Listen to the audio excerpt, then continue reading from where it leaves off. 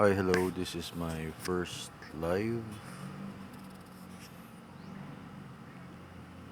Sa ngayon, naisip kayo kung bakit ito yung nilagay ko na picture sa aking live. Kasi malapit na po tayo sa gera. Yan po yung nakakalungkot. As in, sobrang nakakalungkot.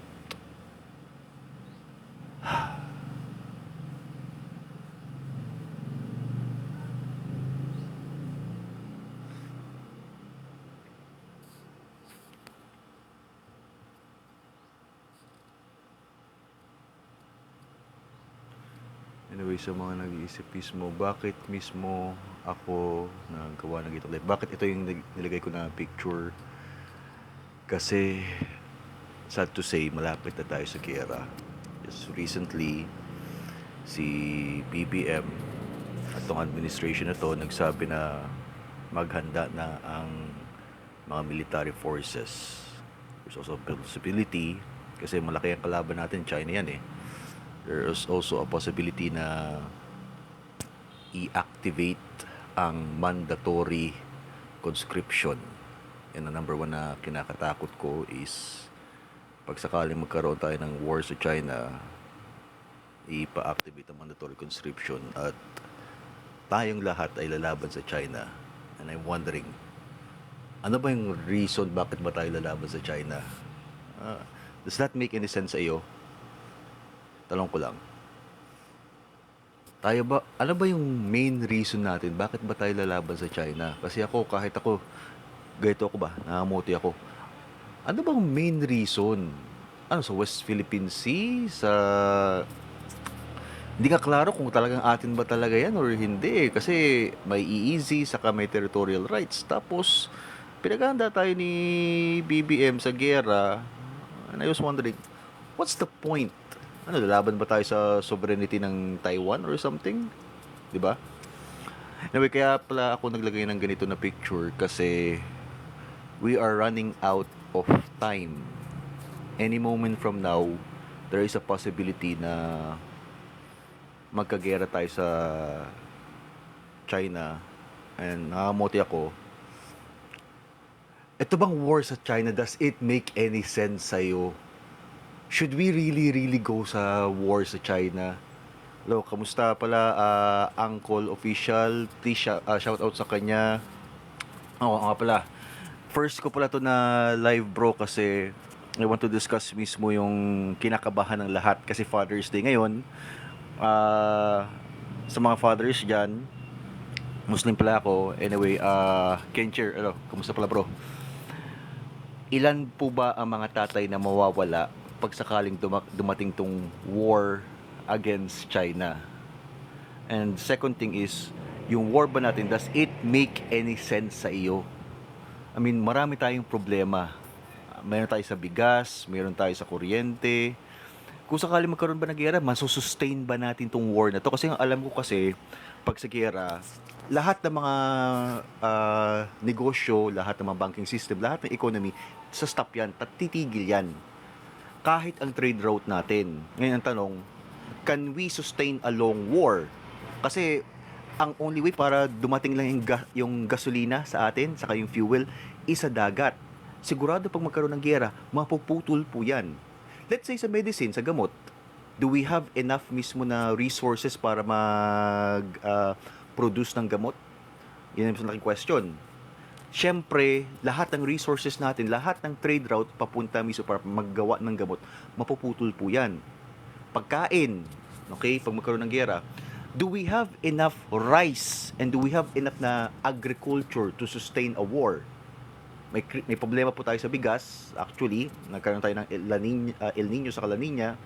Pag dumating po yung gera, mapuputol po yan. So ask yourself, can we sustain a long war? Okay? Pag sabihin nyo na ay, may naman tayong US Philippine Defense Pact. Actually tingnan nyo po mismo sa Constitution ng Amerika, Article 1, Section 8 mismo ng US Constitution The Congress has the power to declare war. Okay? So, hindi po agad-agad makakaresponde yung Amerika niya sa atin. So, the question is, there might be a possibility na long war ang mangyayari. So, the question is, can we sustain a very, very long war sa China? Also, another question is, can we also survive mismo sa war sa China? Because sa atin mismong mga equipments, napakaliit na ating equipments. At the same time, kung maraming magsasabi sa atin na, uy, nandiyan naman ang Amerika, pwede natin na ma-upgrade ang ating mga military equipment. Actually po, mga lods, we need also the resources to maintain yung mga weapons na yan. Alam niyo ba yung nangyari sa Ukraine ngayon? Yung bigay ng USA sa kanila? Actually, they don't have the resources to maintain the weapons na binigay sa kanila ng USA. Kinakailangan i-salvage pa nila yung mga parts para gumawa lang ng actually functioning na equipments. At the same time, dahil sa cold climate ng Ukraine, hindi po na-maintain ang mga weapons na sira ho. We can survive because we don't have even hospital to cater casualties if war. Yes po, Mr. Shen. Yun po yung isang malaking problema. Hindi po natin ma-maintain mismo ang casualties of war. Actually po sa hospital, ito po ang malaking problema. We are going to be cut off sa supply mismo sa medicine. That's a big problem. For example, sa life support, let's say sa mga gas or sa mga, let's say sa mga tank mismo, mapuputol po yan. So again, can the Philippines maintain a war sa USA? Medicine, yan, mawawala sa atin. Pagkain, mawawala sa atin. We will be cut off. Oil, okay? Oil, mawawala sa atin yan. Do we have enough na supply of electricity and energy kung sakali magkaroon tayo ng war sa China? We don't. So, I'm asking myself, does going to war against China make any sense sa iyo? Isa sa malaking tanong ba na meron tayo ba? Lahat mawawala. Yes po, How to Be You. Shout out pala kay How to Be You. Please subscribe sa kanyang channel. Lahat po mawawala at hindi lang po yan. Ano ba ito? Nakalimutan po ang sasabihin ko sa... Marami po sa atin ang...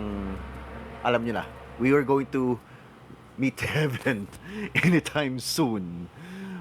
Supply chain natin, kahit banking natin, mawawala ho. Bakit ho? Kasi sa internet, every war mismo, ang unang mawawala is communication at internet.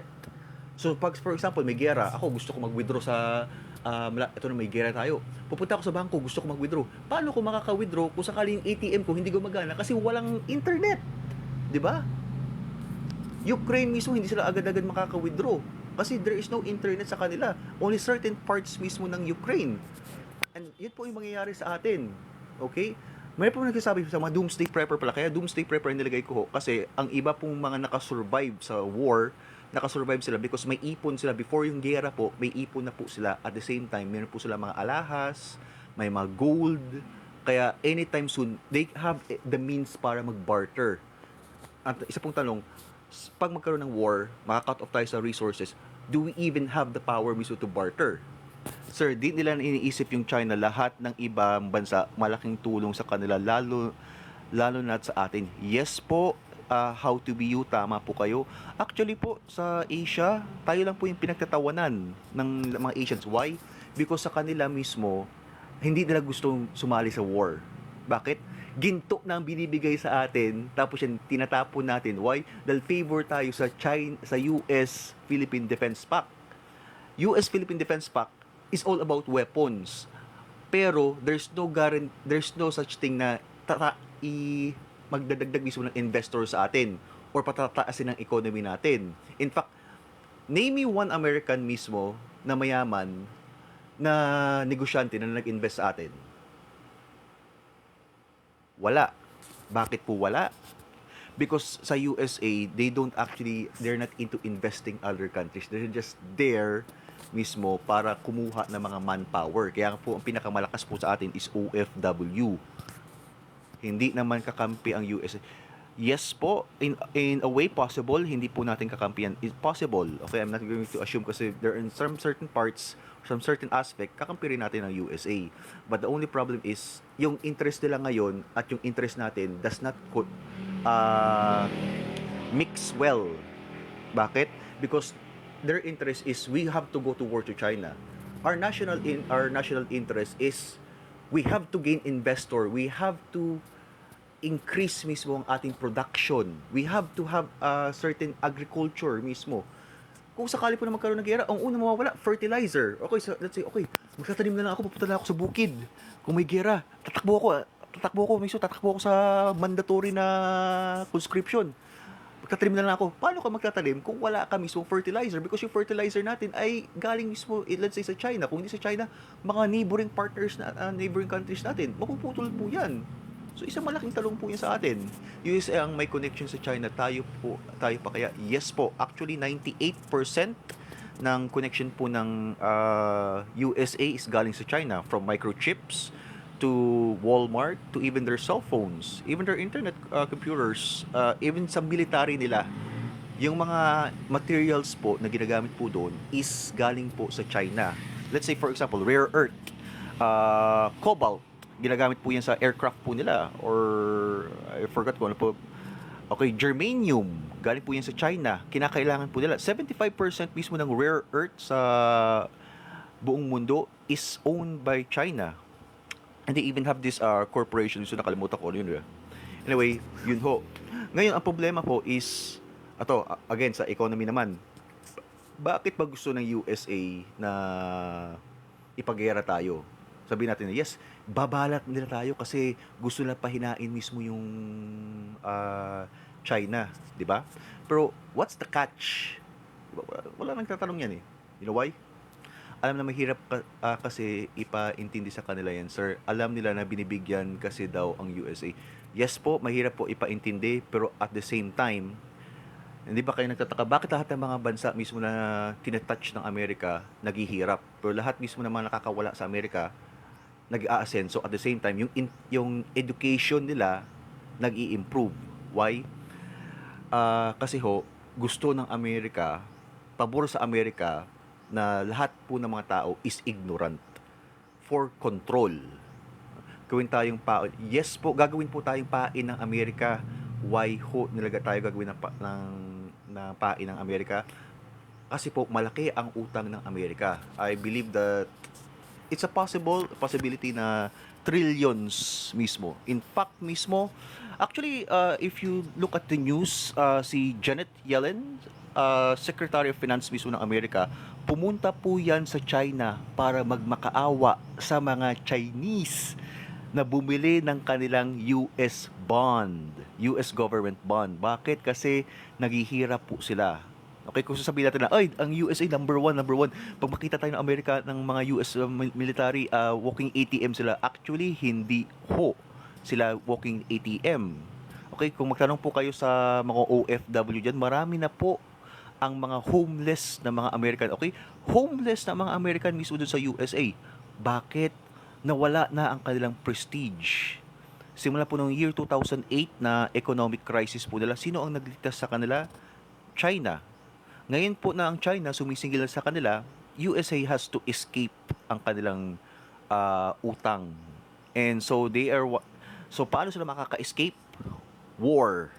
Sabi ng USA, yes, USA, we are number one. We are the most highest and number one. Sabi ng China, ikaw USA, ikaw bayad utang. Bayad ka utang. Sabi ng Amerika, war. Sabi ng USA, China, ayaw utang. Bayad pera utang. Ayaw gera. Ayaw igera ang Philippines. Bayad ka utang. Kasi sa China kasi, they think more of sa economy. They had nothing to gain mismo pag may paggera ang China sa Philippines. While tayo mga Pilipino mismo, we are brainwashed. Why? Because USA wants to keep us in the dark. Bakit mismo? They want to keep us in the dark and they want to keep us ignorant for control. Lahat po ng mga nahahawakan po ng USA, mostly, Yung mga ibang politicians po ng bansa na yan na hawak ng USA, mga corrupt. Bakit kaya wala kang makikita na mga katulad ni Tatay Duterte na may pagmamahal sa bayan? Because corrupt government officials are good puppets. In fact, the more corrupt mismo ang isang government official, the more po na mahahawakan ang bansa na yan. Yes po, gusto po nila number one. Why? Because that is the status quo. If hindi po sila ang number one, hindi po nila makakontrol sa bansa. Ito ba? I have to maintain as the number one because if I'm number two, number three, the number one will control my economy and also my affairs. Yan po yung sa mindset po ng Amerika. Yes po, 34 trillion po ang utang nila. At the same time, malaki, may paparating po na eleksyon ang Amerika. Ngayon talong, saan po sila uutang sa eleksyon nila? Yes, China. They have to go against China. Hello world, kaibigan. Yes po, actually, the whole world po ngayon ay kaibigan nila sa China because of interest. May kasabihan nila when it comes to economy, it's always about national interest, not about genuine friendship. Why? Wait, tataas na po ako ha. Wait. Okay, because okay. Okay. Thank you very much, How to Be You. Again, shout out kay How to Be You. Please subscribe mismo sa kanyang channel, okay? Again, ano ba sinabi ko? Okay.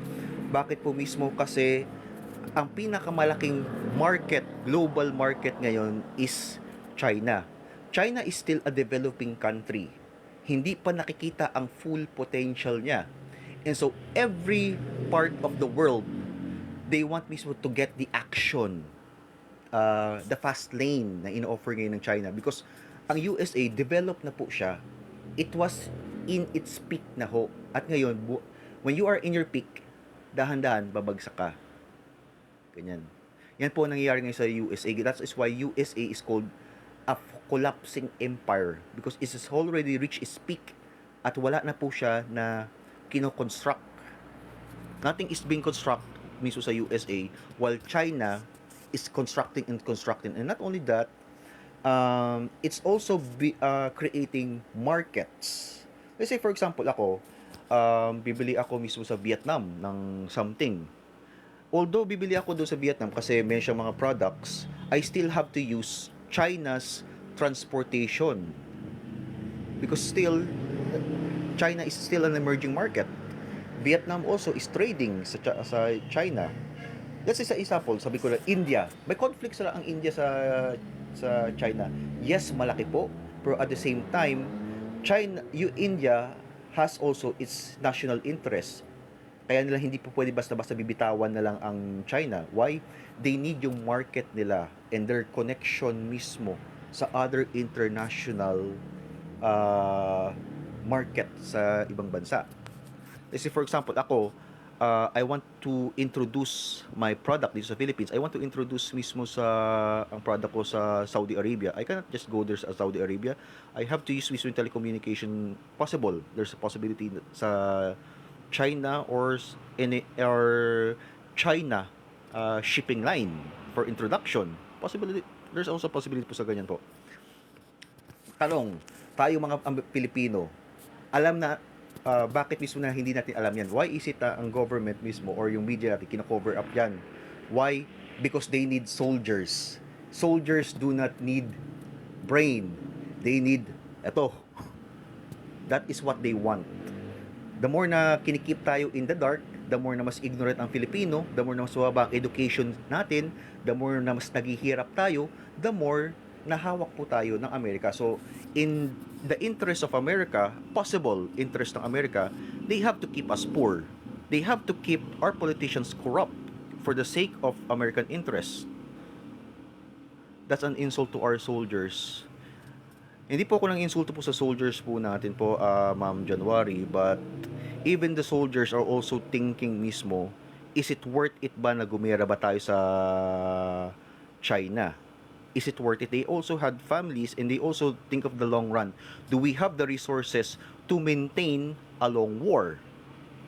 Also, if papaganahin po natin yung sa US-Philippine Defense Treaty, hindi po agad-agad makaka-respond ang Amerika. Why? Because under their constitution, you can Google it sa US Constitution Article 1 Section 8, nakasulat po na the Congress, okay, not the President, again, the Congress has the power to declare war on a certain country and to take any resources or anything sa kanila, not the President. So kaya po mismo, kahit let's say ng World War II, kahit na gusto mismo ng mga Americans sa sumali sa atin, tulungan tayo, hindi po pwede kasi po power of the Congress pa rin yan sa kanila. So before nabubotohan pa lang sila, tapos ang giyera sa atin. Okay? China actually, if they like, okay, dineclare ng China na they can end the war sa atin within 2 hours. But I doubt it would be faster pa sa ganyan. I think that it would be more faster with order technology. Actually, ngayon po, China is the third strongest military force in the world. The second is Russia. First is USA. Pero ang Russia at USA, always nagaganito yan. Always sa military. Because why? Actually, if you Google it po, ang 75% mismo ng bala ng USA ho ay galing po sa Russia. Russia ho is USA ho is more on bumibili po siya sa parts ng other countries. That is why they have this called military industrial complex at saka military contractors companies po siya. To all you here in Macau, no issues like na magka-war. We are busy. Yes po, Ate January. Wish ko po sana na always lahat tayo mismo is at peace. Actually, we gain more sa peace. We have nothing to gain sa war. The only problem is, I was wondering, why is it na itong administration na to or something, why is the current times natin, they are pushing us to war? Does it make any sense sa'yo? Nagigera ka pero wala kang natural resources. Ukraine, kaya sila tumagal because Ukraine actually is the breadbasket, okay, ng world. 10% ng wheat saka ng grain ng buong mundo ay galing po sa Ukraine. So kahit let's say magkaroon ng giyera, Ukraine has the resources to maintain a war kahit na bumabagsak na sila. Philippines, do we even have the grains, let's say rice, to maintain a long war? Actually, nagkakaroon nga, kaya pamahal ang bilihin po natin sa bigas because we don't even have the resources to maintain a war. We don't even have enough rice. Actually, we do have enough rice, but the problem is the government, they are not actually focusing sa ating agriculture, which is very, very sad. Mostly, ibang bansa, they are focusing sa agriculture. Why? Yung ibang bansa? Because they want to export. They focus on export than import. Pag more on import ka, you are encouraging hoarding. Okay? That's the sad part. Ukraine, sir, ay gusto nila war naman, isama na tayo sa gulo. Yes po, isasama po tayo sa gulo ng Ukraine. Why ho? Ubus na ho ang kanilang fighting men in legal age. Ngayon po, binababa na nila ang age limit sa mandatory conscription. May mga babae na ho na pinasali nila sa giyera, naubos na rin, unti-unti nauubos na po sila. At the same time, if you can Google it, kahit po sa prison, sa bilibid nila, naka-open na po sila ng mga prisoners nila, pero still not enough. So sa kanila po, they are looking for uto-uto. Sino yung po nila uto-uto na ipapapasok nila sa war. Filipinos ay mismo, I think, okay, in my opinion, na yung although hindi combatant po ang ating mga Filipino mental workers, is a first step para to recruit mga tao. Kasi di ba, the more na mas mahirap ang bansa, the more na madaling makontrol. Marami pong mga pobre na mga Pilipino ang gusto nila na makaalis sa kahirapan. They might think, dahil sa sobrang desperation na nangyayari ngayon, na ang only ticket nila is sa Ukraine.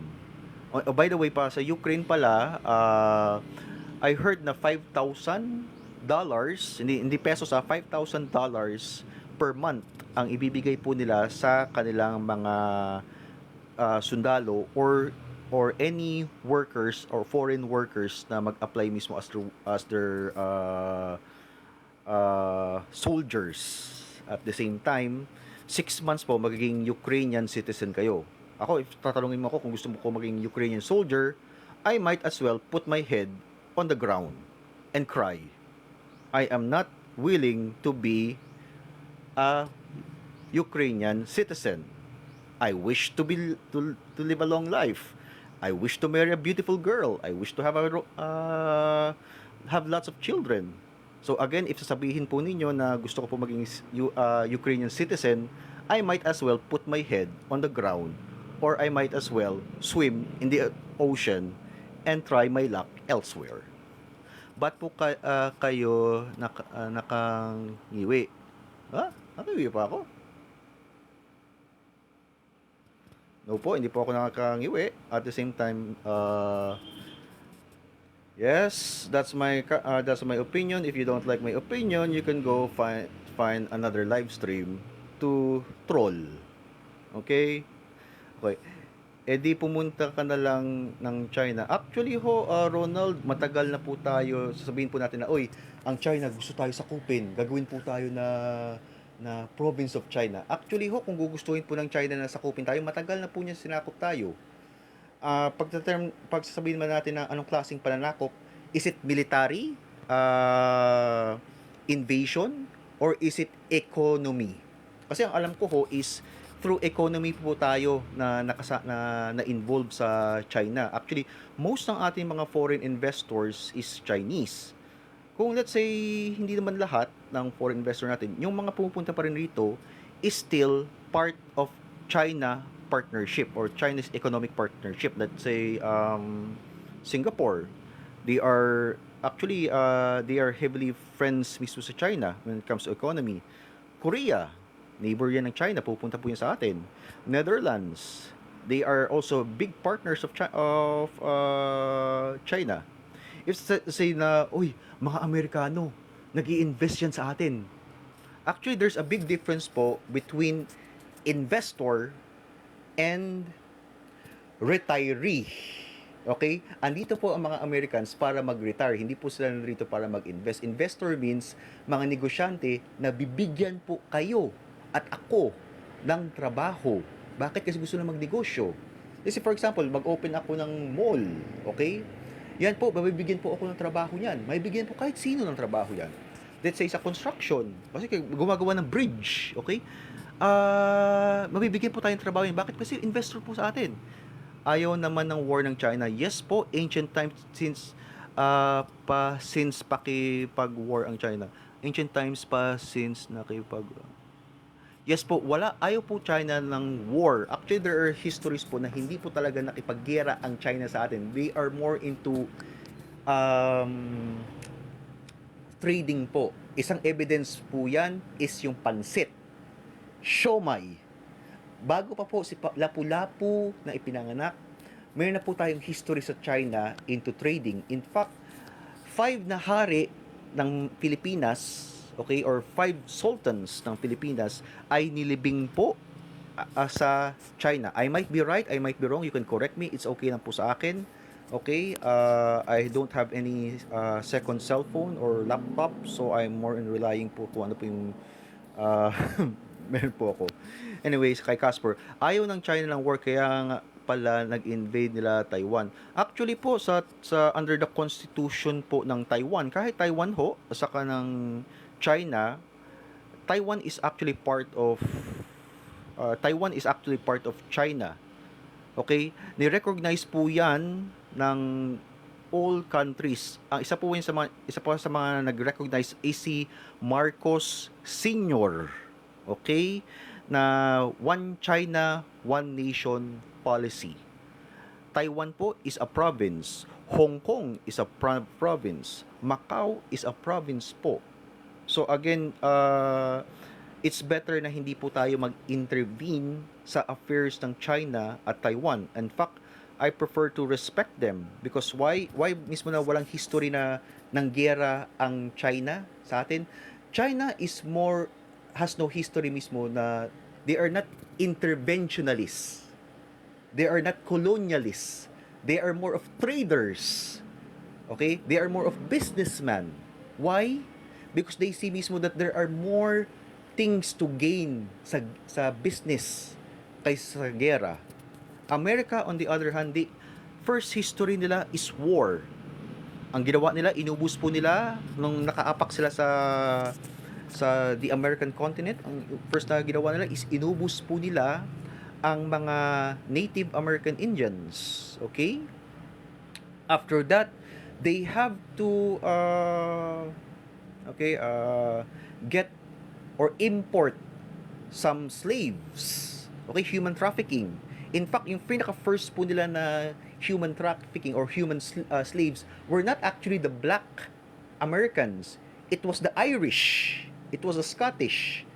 But then, nakikita po nila na mas mura at saka mas profitable po ang human trafficking or slavery in the African continent. Kaya po ganun. Ito, nang mamagaling naman to. Okay, kung sakali na you don't like yung aking live, you can go somewhere else. It doesn't really affect me. Okay, Ronald Rolly Manghusay, kilala nyo ba si Michael Yang? I don't know kung sino siya, but if you like, you can go somewhere else, mismo another live. Bother someone else, not me. Okay. So again, why po mismo doomsday po ang nilagay ko po? Because we are running out of time.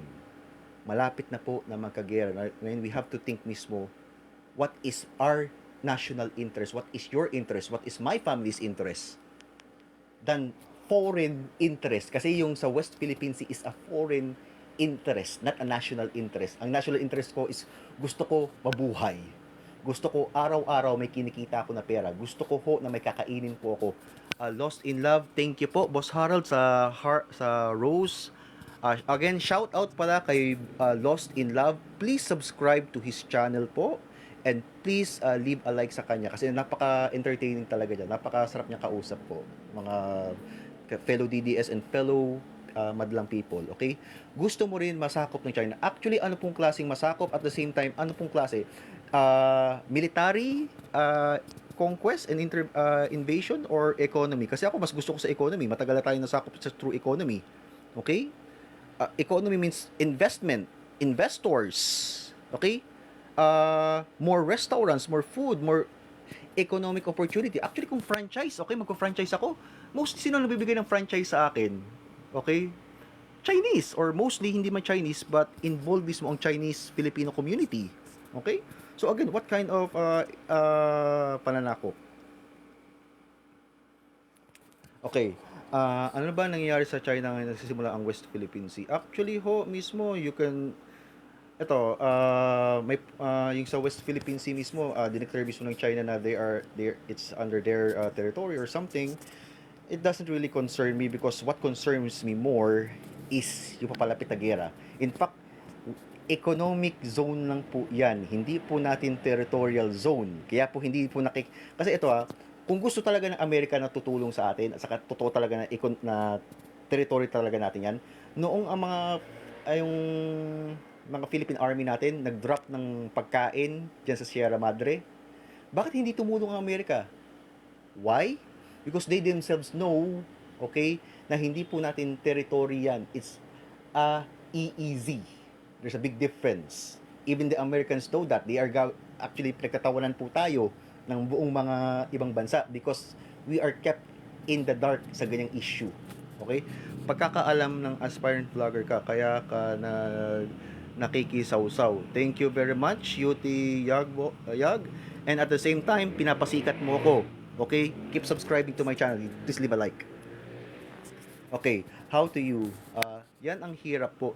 Yes po, how to be you. Yun po yung hirap po ngayon kasi more Filipinos are kept mismo in the dark. Mas marami po ang mga Pilipino na ginagawa na ignorante. Why? the more na mas ignorante ang Philippines, the more na mas madali na ma-manipulate at makontrol. May kasabihan ba? Sa lugar mismo kung saan ang mga tao ay bulag, ang nagahari ay kurakot. May kasabihan po niyan. Okay? Something ng kay Lolo Brigido na something sa comics yan eh. Okay? Or sa laway kain ni Lolo Brigido. Which is true. It reflects mismo ang reality natin. The more rin sa Amerika rin po, the more po na mas kurakot ang mga government officials, the greedier the politicians, the more they are easy to be controlled. The more naman ho, na katulad ni Tatay Duterte, the more that a politician ay may puso sa taong bayan, the more na very difficult sila makontrol. Which is why, if ako for example, I am a colonial imperialist country, hindi po ako pabor kay Tatay Duterte. But if for example, if I'm a country na looking for negosyo, pabor po ako kay Tatay Duterte. Why mismo? Because alam ko, itong mga tao na to, wala akong problema kung sakaling mag-hire ako ng mga workers. Okay? Yun po yun. Sa Amerika naman, they are not, bakit po sila na hindi sila pabor? Because they are not here to invest. Okay? If you look at mismo sa interview, okay, kay Lindsey Graham, senator sa Amerika, please check mismo ang kanyang video sa interview niya about Ukraine. Ang purpose po nila, kaya po sila tumutulong sa Ukraine, was not to help the Ukrainian people. They are there kasi narinig niyo po nila, nakita po sa service technology nila, na Ukraine has very rich natural resources. It's worth trillions of dollars, trillions. Okay, they have mismo yung agriculture, they have the resources, they have the minerals, they have the oil. Okay, they have everything. Etong Pilipinas, we have the resources. Ang problema lang po is nobody is actually focusing sa ating agriculture. Okay? And there is a possibility ho, actually China saw that. That's why they want to trade with us. Other Asian nation want to trade with us kasi nakikita po nila that Philippines has a very, very rich natural resources. America, on the other hand, it's also in their interest too, but not sa investment, but through war. Because why? America, ang kanilang economy ngayon is more into war. Mas may pera mismo yan. Ang industrial complex nila, nandiyan mismo. That's the sad thing. And you know, anong problema mismo sa Amerika? They're also following Soviet Union. Before nag-collapse ang Soviet Union.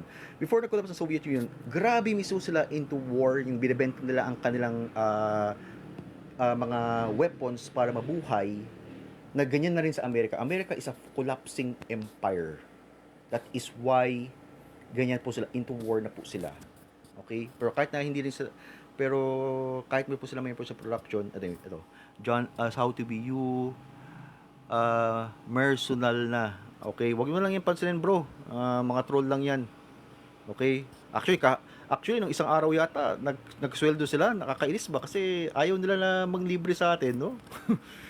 Diyan sila, nakakaroon sila ng pera sa atin. Pero yun, anyway, okay. Anyway, kaya po, ito po ang aking video muli. Ito yung poster ko. Doomsday Prepper. Because we are running out of time. The clock is ticking before dumating na tayo sa war. At pag dyan tayo sa war, nobody wins. If America or China wins, isa lang ang siguradong matatalo, tayo pong mga Pilipino. We are tools. We are pawns ngayon. Or let's say, proxies ngayon ng USA. USA cannot actually, hindi sila po pwede na gumera sa China. Why? Kasi lahat ng kanilang mga everything, supply chain nila is sa China. They see China as a supply chain and also as a rival. They have to be number one. Okay? If you want to control the world, you always have to be number one. That's the status quo. Ngayon sa China China is now rising and become number one. Actually, sa economy, China na is already number one, which is bad news sa USA. So sa USA, they have to maintain their number one status, or what you call it, US hegemony, okay? US supremacy by sa China, ibaba siya. How? Ginawa nilang sanction, hindi gumana. So isa na lang means nila, war. Okay, kasi hindi gumagana ang sanction. Bakit ho hindi gumagana ang sanction sa China? Tingnan niyo po sa banking system ng China, okay? China doesn't use US dollar na. 90% ng kanilang bangko or banking system hindi na gumagamit ng US dollar. Gumagamit lang sila ng US dollar para lang sa mga ibang mga OFW or something, through other means na lang. Pero pag nandoon ka sa mainland China, they are not using US dollar. So how can your sanction work mismo sa isang bansa who doesn't even use your money, your currency? And that is a threat mismo sa Amerika. America doesn't want that. America wants na ikaw mismo, China, you have to use our currency. Why? Because we want to control. Philippines mismo, we rely mismo sa American US dollar. Downside dito sa if we rely heavily sa US dollar, let's say pag sakaling magkaroon ng economic crisis ang USA, damay po tayo.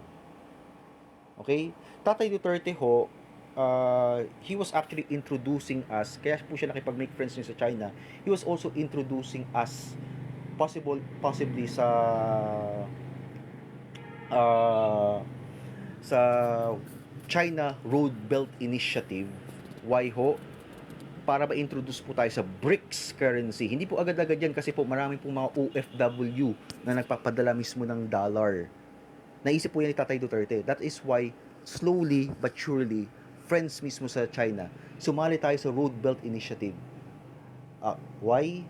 Because kung sakaling worst comes to worst, we could actually go mismo sa China or hindi tayo magando maapektuhan. Actually, hindi pa kayo nagtataka nung pumasok nung si Tatay Duterte naging presidente, nag-uso yung Shopee, yung Lazada, yung GCash?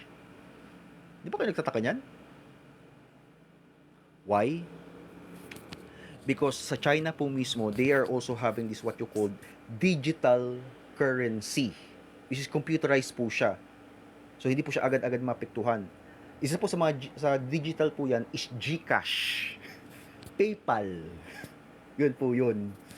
America ho is not happy sa ganyan because they rely heavily sa kanilang dollar. Hindi po nila basta-basta madaya sa kanilang federal funds or something yung sa yun. Anyway, nauso yan dahil sa pandemic. Yes po, nauso po yung ayuda dahil sa pandemic kasi po during those time we actually needed the resources. Actually, lahat ng bansa sa buong mundo, every country in the world apektado. Pinaka number one na apektado sa pandemic is America.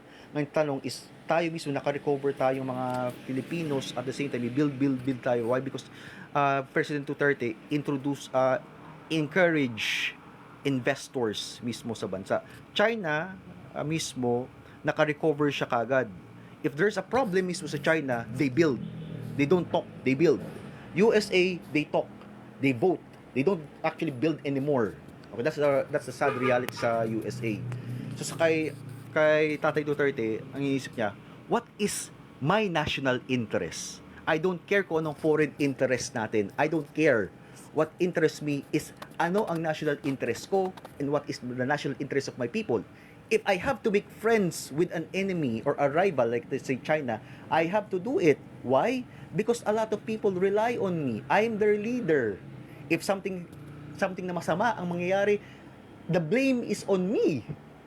Okay? It's not about the pandemic, it's on me. Tama ba?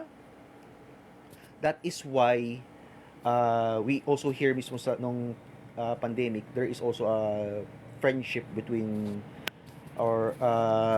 Duterte and China. Hindi po siya traidor, it's more of lahat ng bansa, kahit India, nung panahon ng pandemic, they make friends sa rival nila na China.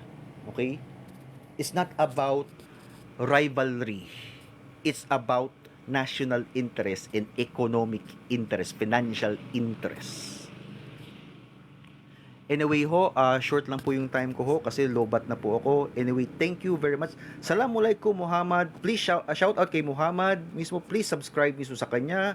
At also shout out kay How to Be You at Lost in Love. Please subscribe sa kanilang channel. Please follow them. Okay, napakaganda talaga na kanilang mga videos. Okay, guys? Anyway, mamaya mismo. Okay, thank you very much. Okay, bye-bye ho. Bye-bye. Okay, take care. Lobat na talaga ako. Lobat na ako. Ouch, ouch, ouch, ouch.